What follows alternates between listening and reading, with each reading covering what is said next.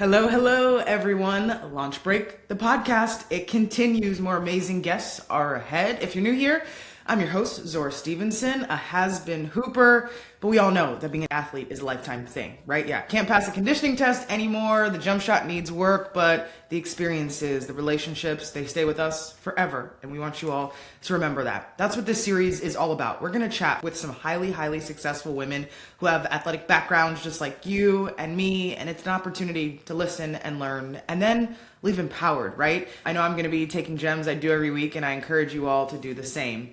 If you're new to LaunchBreak, it's a global professional network for women athletes connecting current and former college, pro, national, Olympic, and Paralympic competitors. And throughout the season, you will get a chance to hear their stories. Be sure to give us a follow at The LaunchBreak on Instagram, TikTok, and YouTube. And don't forget to subscribe to our podcast. You can listen on Spotify and Apple Podcasts. Our podcast is brought to you by 5 Wins. LaunchBreak is proud to have them on board. I used to get frustrated trying to find women's sports coverage, and then I found 5 Wins. 5 Wins offers truly original content and real community. Real stories from athletes, smart takes on the games, bracket challenges, and even live events with other fans. Whether you're watching from the couch, in the stands, or still playing yourself, 5 Wins is where the women's sports community hangs out. Check it out at 5wins.com. That's the number 5, wins.com. All right, now to our guest for the day, Rachel Fleitell. But let me give you a little bit of her background. We're in for a special treat. Rachel Fleitell was a former Brown University softball standout turned powerhouse in media and entertainment. She was most recently the chief operating officer at 35 Ventures and Boardroom, where she drove strategy, operations, and growth across some of the most exciting brands in sports and entertainment. And her career has spanned from Endeavor to WME and even Goldman Sachs. Rachel has blended teamwork and competitive drive from the diamond with sharp business insight to build innovative, high-impact businesses. And today, Rachel, we're hoping we can get some insights on the lessons you've learned along the way, how athletics has played a role, and we'd love to hear about your goals and dreams for your next step. But first, let's go to the beginning, right? We always like to start at the beginning, and for you, that's on the field playing softball. When did you discover your passion for that sport? Yeah, thanks, Zora. Thank you for having me. I'm so excited to be here with all of you out there as well. So I played all the sports growing up, or all the main sports that were available. I played soccer, I played basketball, and I played baseball actually with boys for as long as I could until it became a little bit awkward. This was 25 plus 30 years ago, where there was activity in terms of, women playing sport professionally, but at a junior level, at a local level, it really wasn't where it is today. And so for me, I wanted to win, I wanted to play, I wanted to knock people over sometimes if I needed to, and just like have that grit that came with playing sport. And so for me, it started with the boys soccer team, the boys baseball team, and girls basketball. You really kind of couldn't play with the boys, or at least I wasn't good enough then. And really just honing that excitement around competition and teamwork and the repetition to get better at something over and over again. And so I played all those sports. In middle school, I kind of saw softball, and to be honest, the versions that I saw were not that interesting. And so I dropped it for a little bit. I dropped it after I was too old to play baseball. And I was walking somewhere, I remember in town, right before my freshman year in high school. We'd gotten a new softball coach. And I had been playing soccer with some of the seniors that were on the softball team in kind of preseason before I started freshman year. And the seniors came up and were like, "You got to play softball with us." And I was like, "What are you talking about?" "Coach, all the best athletes are playing. It's going to be great. You have to play." And so they recruited me in really early, and they were like, "We see you. We see what you look like on the field. We see how you show up as a team player. Come do this thing with us." And from then, I really fell in love with the game. Once there was that real competition and that higher level experience, I ended up playing a great travel team for a while. I was in high school as well. And it brought me to Brown, which was an amazing experience. And that's my softball story. So how do you go from Brown and softball and all the sports growing up to companies like Goldman Sachs, WME, Endeavor, Boardroom, 35 Ventures? Because so many times people see the end. And we talk about the beginning, But what's in the middle that really is the crux and core of it all? Yeah. For me, I think when I was looking for roles as an undergrad at Brown, I had studied math and economics. And so something that was analytical and financial function was interesting to me. And being in and around companies that did something that I felt passionate about and or that people got really passionate about were sort of the two things that I was trying to solve for at the most basic level. I knew nothing. I was at a liberal arts school. I was not at a school that was where I was doing an undergrad MBA. It was they very much were teaching us how to be citizens of the world and have a global perspective. And so, but for me, those were kind of the two pieces. And maybe similarly, I fell into sports entertainment in a way. I had taken on a few internships that were in finance.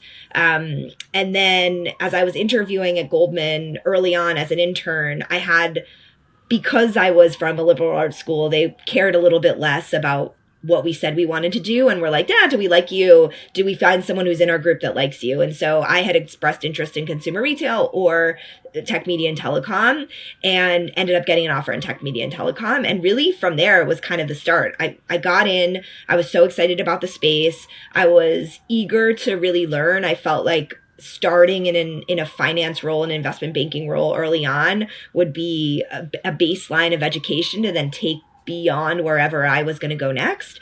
But that was really the foundational piece. And once I was in and in the door and saw the excitement around the industry and the space and kind of realized that I could work in a space that was tied to something that I did growing up, that I loved to do, was really eye-opening. And from there, I was like, I got it. This is the space I have to stay in. I have to find my way to, other roles wherever it is. But this is definitely the lane. How did your involvement in sports give you the confidence and the drive and the ability to fail and get no's and keep going, right? Like, how Yeah. did it shape what you were able to do in the professional world? Yeah, I think I would say a couple of things. And I certainly am a person who attributes having played sports and being on teams and having both leadership roles and junior roles, being the rookie, have been highly impactful throughout my entire career. One of the things that I think has helped me a lot is that I'm coachable. And I like to learn and I understand what it is to learn from someone. And I also understand what it is to learn on your own, both of which come from, in many ways, my experience training for sport. Yes, I had the coach, but if I wanted to be really good on the field, I had to do the things behind the scenes. I had to get in the extra work. I had to find ways to hone the skills that I didn't get enough practice in on a particular day. I think thinking about both of those things as I then came into the corporate world have been instrumental for how I've approached stage in my career, coming at it from a perspective of I'm here to learn. I want to be coached. I want to be taught. I trust that there are people around me, whether they're at my level, below, or above, that I can learn from. And I embrace that. I think the other piece is, and it's the cliche, right? The collaboration and the teamwork. I like to be in a team. I like to be part of a team. I like to collaborate. I think the trajectory of the types of roles that I've had and the functions that I've had have been ones where collaboration across multiple stakeholders has been thematic. And that to me feels like the teamwork and the competition in a sense, right? We're all trying to get to the same win. We have a bunch of different ways we think we can get there and a bunch of different skills to come together to be able to do that. But ultimately, we're rowing towards the same direction for the same goal. And that experience to me was very much parallel to the being on the team player, understanding who's best at what and what are the assets that I bring to the table that are different and trying to make the most out of all of those collectively. When you make it to the C-suite, do you still feel that collaboration? I do. I think it's really important. I think it's really important. Your collaborators shift and change, certainly. Your influence changes, hopefully dramatically over time. But that desire to want to get to the best outcome, I think, is it inherently requires collaboration at whatever levels it may be. There is no organization, certainly that I've ever experienced, where you can solve all the things solely by yourself, right? And in some ways, the more the more senior that you get, you become more reliant on the people around you, right? When you're the analyst, you control the numbers and you know everything that's going in and you're in the weeds, in the thick of it. And you have, Yeah. in some ways, can build your confidence from knowing I put this together, I know exactly what it is, right? And then you move up a rank or two and you're like, okay, I got to make sure that the numbers are right, but I didn't make them. And then by the time you're up at a more senior level, there's multiple people that are doing multiple things to move the ball forward, and you need both the trust and the confidence that you're getting the right output. So you need to understand what it is, certainly, but you're not the one doing it. And so there is an importance in that relationship building. I think there's an importance in that coaching, because you want, you want people to do things the way that you think is going to be most effective, right? And also, new people, new experiences can maybe do things in a quicker or more efficient way or bring a different perspective. And so, yeah, I think it changes, certainly, the more senior that you get, but it to me is always fundamentally part of what it means to be successful. If you want to be successful in business, you have to be able to succeed as a collaborative team player. And I mentioned the C-suite, your role and your title at 35 Ventures in Boardroom was Chief Operating Officer. What, like, you hear the title, right? And you're familiar with those companies and who owns those companies, but what's the role day to day like? Like, what does success look like for you in that role? Yeah. Yeah, it was a really varied role, and I was really grateful and fortunate to be there for over 6 years. And I would say my time was split more or less in two buckets. So part of my time was focused on Boardroom, which was the sports media business that they are building. And with that, there was some early stage blocking and tackling of just helping build the infrastructure for a company. What do we need? What do we have to have? How do we organize ourselves? How do we think about growth? What are the areas that we want to monetize? Kind of that strategic planning, as well as some of just the tactical execution of, we got to hire a team. We got to figure out who's reporting to whom in which way. We have to figure out what our goals are each year and how we're going to achieve them. So some of that sort of basic blocking and tackling over time, also just building out the financial infrastructure. How are we reporting on how we're doing as a business and how are we tracking against it? So kind of being involved in that. And then as we kind of continued to grow over the course of the last year and a half, we launched a new business unit. So I was part of developing the business plan for that business unit, hiring on a team, and then helping that kind of to come to life. So that was sort of the Boardroom operating side.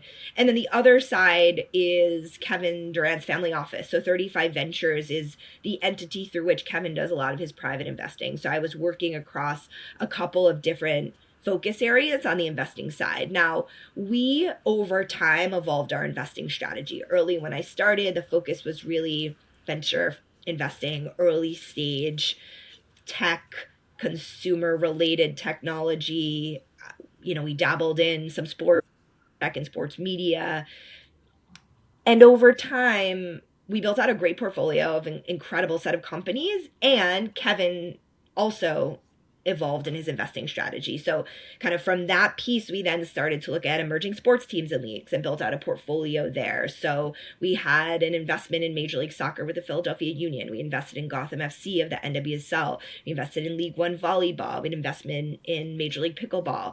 And so we kind of shifted our strategy of focus in an area where we thought we had access and interesting expertise once we had a couple under our belt, to then really build an interesting portfolio of emerging teams and leagues. And then again, as Kevin continued to evolve, and we were thinking more about long term, the last year and a half to 2 years, we actually were looking at later stage investing opportunities. So some real estate projects, some private equity, things that kind of rounded out the private portfolio. And so I spent my time both on strategically thinking about where we should be, fielding a lot of inbounds. We had a lot of access over there, which was awesome. And then working on the deals in varying degrees, depending on whether we were the front kind of leading the conversation, as we were in Gotham FC and Philadelphia Union, for example, or some others where we kind of came in with an investor collective into some of the other opportunities, like League One volleyball. And the role, it seems like it encompassed a lot, right? Because what you were doing on the Boardroom side was very different than 35 Ventures. For 35 Ventures, did you feel like how much creativity did you need to come up with what were going to be the right investments, and how much researching and analyzing, and then how much is it his interest versus what is just like a good financial decision? How did you manage all that? Yeah, it's a great question. I think it's a mix of a bunch of things, frankly, on that side. I would say the access as Kevin Durant's family office is pretty unparalleled, right? Part of the reason that we were doing the emerging sports teams and leagues is that we just started to see a ton of them. And once you do one and people know you're there, you're getting access to a multitude of deals in the space. And then you can really start to see the trends across them, who's thinking about their emerging league in one way versus another. We eventually had lessons learned from emerging leagues we've been in for 2 to 3 years and saw what worked, what didn't work, so that we can then assess new leagues that were coming up or new approaches that they were taking to see, hey, we've seen some of these pitfalls and we've seen some things that have worked really well. So we can now come and assess this from both a financial perspective and more of a strategic investor perspective. That took time over a number of years as we honed that muscle and had that repetition of more and more deals that we got to see. So I think that's one piece of it. Yeah, listen, it's Kevin's family office. So I think there was like a healthy collaboration, that word again, between areas that Kevin was really excited and interested in. He's always been a fan of women's sports. So once we saw the opportunity that this was now a category, no question we were going to double down and look for opportunities there, right? And he also in general has a long-term view and vision to be a team owner. So it made sense to be in that space.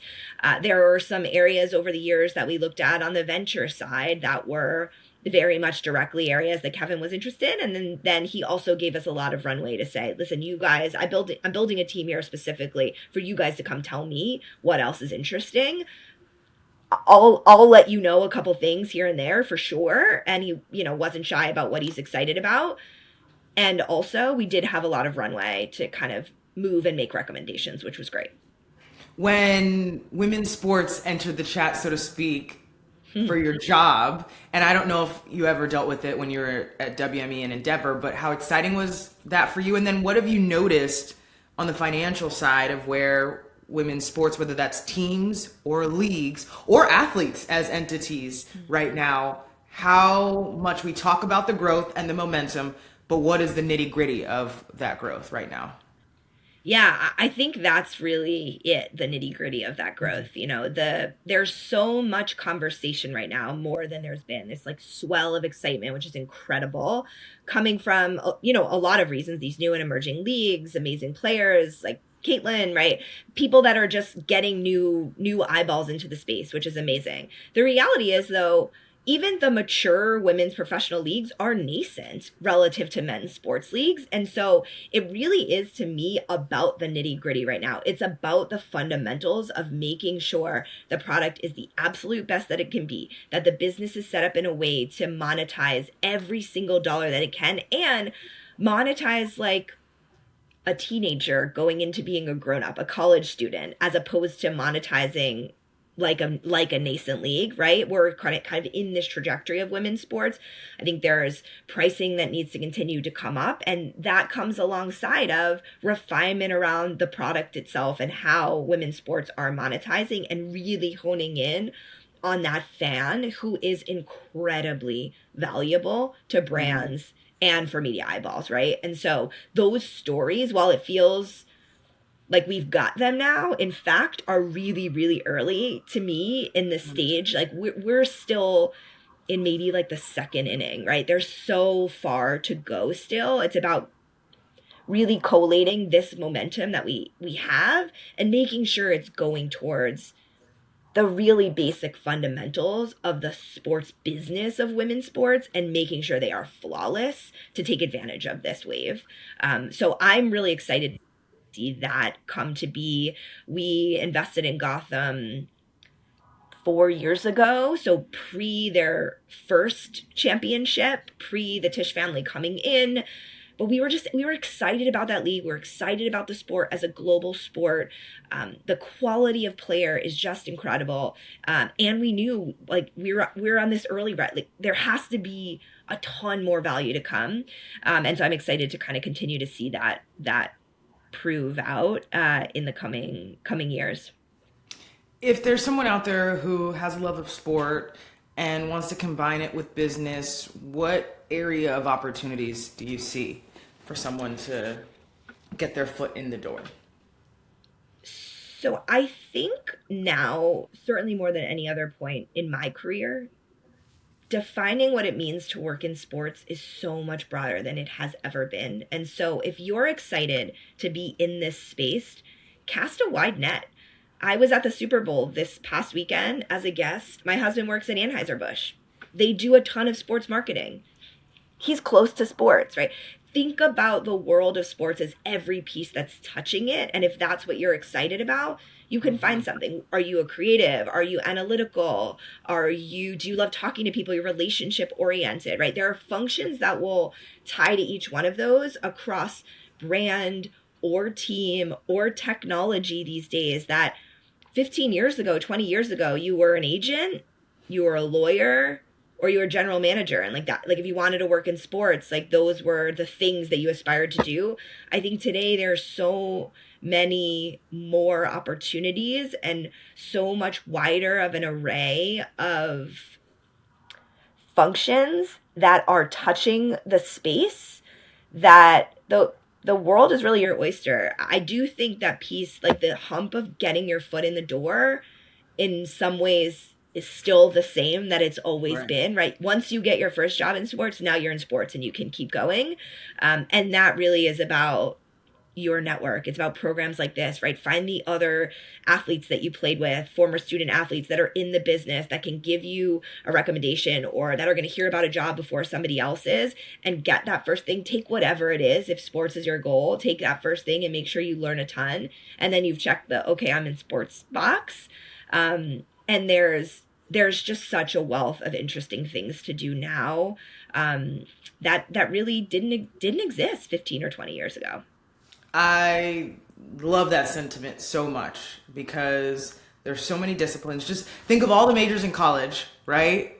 All of them touch sports in some way, especially nowadays. We like to end our episodes with, I have a saying that's really near and dear to me. It's keep it going. And especially you in a season of transition right now, what keeps you going and has you excited about the future?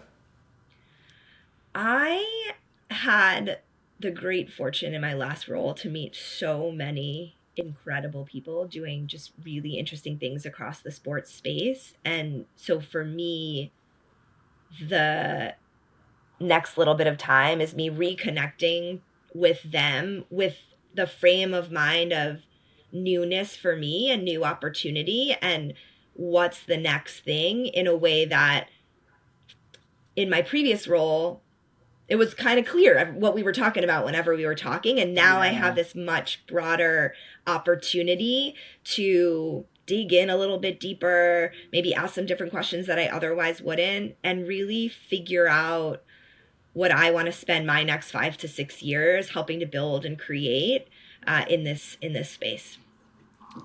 Create, right? It seems like now maybe there's more room for that. So I can't wait to see what's next for you. Is there anything like on the forefront, or are we still in the ideating phase of what comes next? Still mostly in the ideating phase. I have a couple of projects that I'm going to spend a little bit of time on, but more to come. Okay.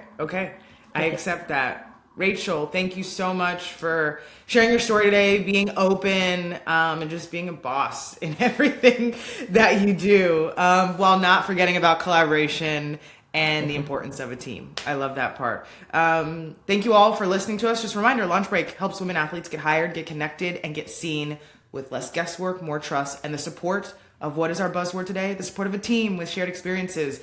So we want to say thank you to all our new listeners out there. Don't forget to follow us and drop your comments on what you'd like to hear from our show and who you would like to hear from. Anyone looking to support women athletes in their next journey, please get in touch with us at launchbreak.com. See you next time. Thanks, Rachel. Thanks. Bye, everyone. Did you know that your hair care could actually be contributing to skin issues? That's exactly why Harvard-trained dermatologist Dr. Arise Rubin created Scene. Scene hair care is formulated specifically for sensitive, acne-prone, and eczema-prone skin without sacrificing performance. These are salon-quality shampoos, conditioners, and styling products that work for all hair types and textures, From fragrance-free formulas approved by the National Eczema Foundation to gentle scented options, Scene has truly become a go-to hair care brand. You can find Scene at Ulta Beauty or use promo code LaunchBreak20 to receive 20% off your order today at helloscene.com.